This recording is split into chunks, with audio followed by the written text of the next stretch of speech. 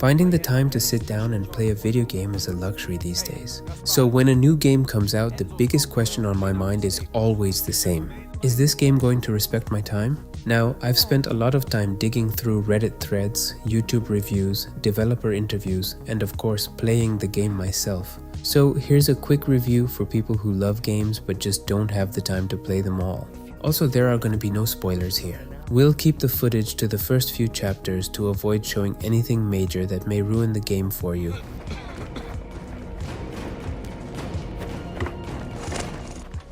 Let's start with the story, because it's a Mafia game, the story is always the main attraction. The old country completely shifts the setting from the fictionalized American cities like Empire Bay or New Bordeaux and takes us all the way back to the roots of organized crime. We're talking Sicily, Italy between the years 1904 and 1907. I really like this setting because it feels grounded, historical, and deeply atmospheric. You play as a young man named Enzo. He's a caruso, which means he's basically a laborer forced to work in toxic sulfur mines of Sicily. The game kicks off with a massive tragedy. Something happens, you try to escape and end up somewhere else. From there, he's sucked into the criminal underworld.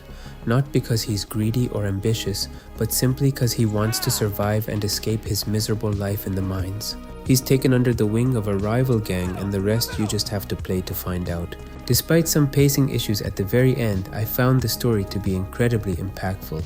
And for longtime fans, there are a lot of cool Easter eggs tying this game to the rest of the series. Also, if you've played the other games, you can link your 2K account and get some neat loyalty rewards. But I didn't do any of that. Every f***ing week. Alright.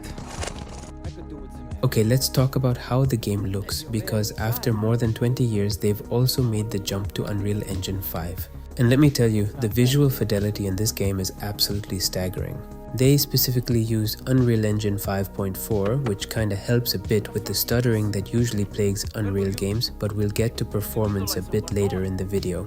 According to developers, in older games like the Mafia 3, a single building might have consisted of around 30,000 polygons, but now a single building is rendered with over 1 million polygons. The facial animations during cutscenes are also top tier, making you really feel the emotion. In a post-launch update, they've also added a feature called Cinema Siciliano mode. If you turn this on, it completely transforms the game into a classic mid-century Italian mob movie. It applies a high-contrast black and white filter, changes the audio to sound like it was recorded on vintage microphones, and defaults all the voiceovers to the authentic Sicilian dialect. I played through a few chapters with it turned on, and it completely changed the vibe of the game.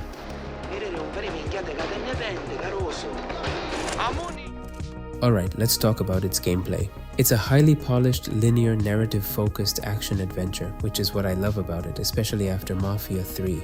I don't really want to drive across a massive empty map just to pick up a collectible or do a repetitive side mission.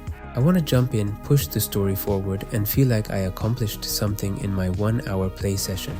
The combat here also feels very grounded, methodical, and appropriate for its time period. Because firearms back then were relatively primitive, the gunplay is much slower and heavier than what you might be used to in modern cover shooters.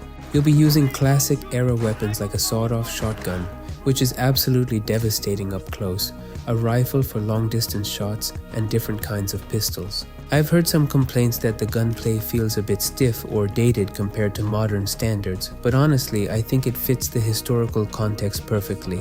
You gotta be deliberate with your shots and manage your cover wisely.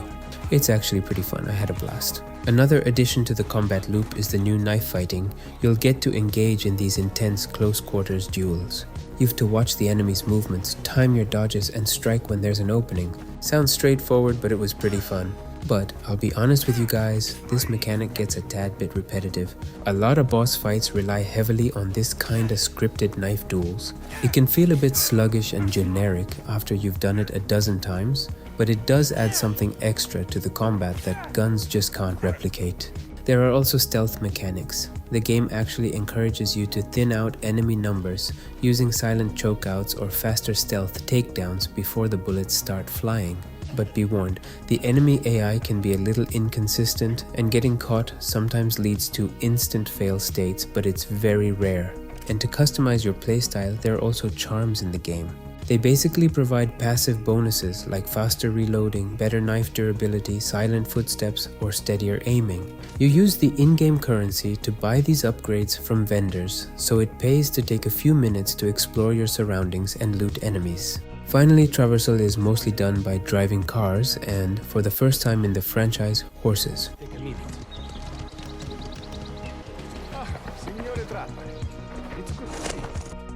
So, how long is the game, and is it too hard for someone who just wants to relax? When its game length was first leaked, the internet kind of lost its mind.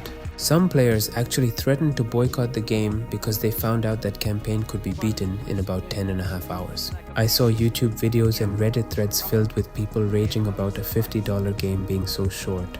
But here's what I think, a 10 to 12 hour game is exactly what I was looking for.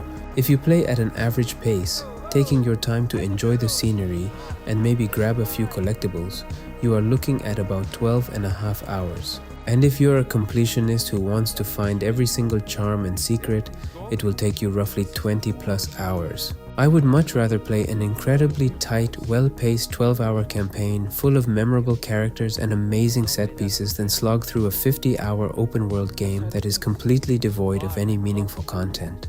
And as for difficulty, the game is highly accommodating.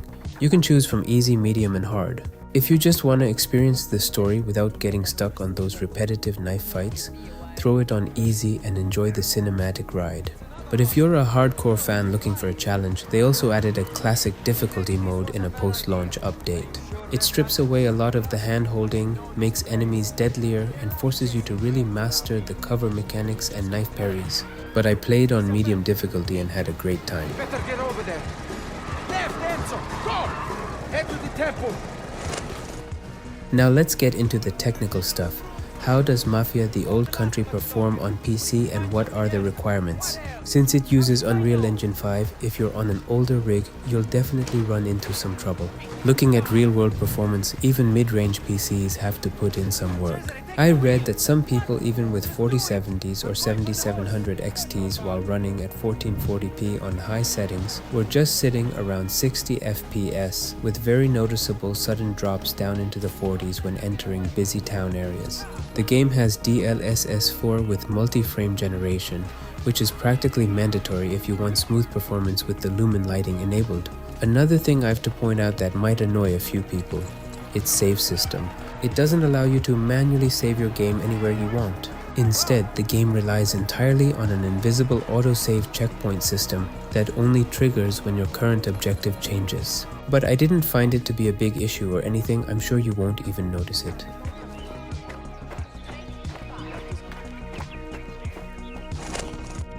So once you finish the story, is there anything else to do?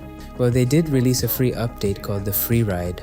It essentially acts as an endgame content. It populates the map with new activities, including combat challenges, stealth missions, and various types of races. By completing these, you earn denarii, which you can use to unlock an entirely new set of weapons, outfits, cars, and charms. Any of the items or passive upgrades you unlock in this mode can be carried over and used in the main story campaign if you decide to replay it. I didn't do any of it, but it's there for anyone who wants to keep playing. The update also brought some highly requested features. Like, they added first-person driving, which makes it a bit more immersive. They also added photo mode, accessible straight from the pause menu, letting you tweak the focal distance, aperture, and film grain to capture the perfect screenshot. So, let's wrap this all up. Should people with little time invest in playing Mafia the Old Country? Yes, absolutely. Is it a perfect game? No. The PC optimization definitely needs a few more patches to iron out the frame drops in busy areas, and you can completely forget about trying to play this natively on a Steam Deck. Plus, those repetitive knife duels during boss fights definitely test your patience by the end of the campaign. But if you can look past those flaws, what Hangar 13 has delivered here is something increasingly rare in the modern gaming industry. A highly polished, visually pleasing linear narrative experience that actually respects your time. What do you guys think? Let me know in the comments below, and see you all in the next video.